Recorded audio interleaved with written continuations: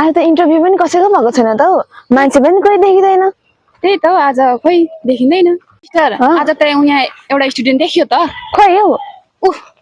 ए ऊ आउँदो रहेछ त स्टुडेन्ट ए बसौँ न ए ल ल आउँछ एकछिन बहा तिमी कहाँबाट आएको गोठाला गएर आएको गोठाला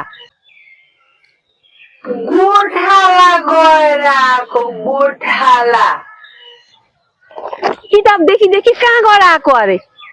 तिम्रो नाम के हो मेरो नाम नामै हो होइन हौ तिम्रो स्कुलमा बोलाउने नाम भनेको आलु आलु कस्तो खालको नाम यो फेरि तिमीलाई घरमा के नामले बोलाउँछ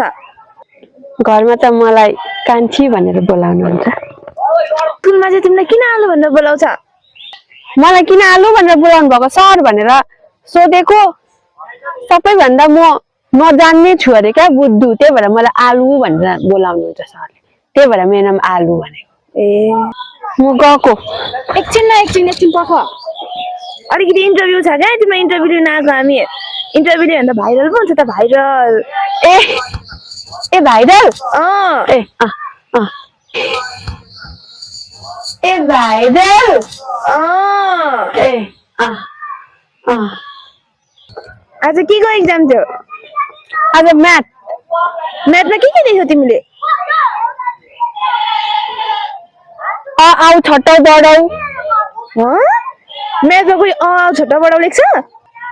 अनि के लेख्छ घर चाहिँ कहाँ हो नि खामा खुट्टु गाडेको ठाउँमा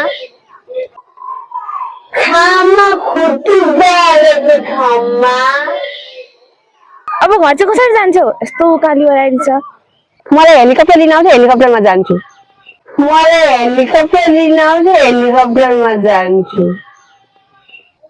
म गएको पखाना एकछिन अझै सोध्नु छ भोलि के छ भोलि पनि ठिकै छ भोलि चाहिँ के हो दिमाग छैन भोलि मङ्गलबार हेट तेरिका भोलि के को एक्जाम पो भनेको त अनि त्यसरी सोध्नु नि त अनि भोलि के हो भोलि के छ भनेपछि म त्यही भन्छु नि भोलि मेरो नेपाली ए म गएको अझै सोध्नु छ भोलि नेपालीमा चाहिँ के लेख्छौ भोलि जे आउँछ त्यही लेख्छु अब गएर के गर्छौ र तिमी अब गएर खान्छु अनि सुत्छु भयो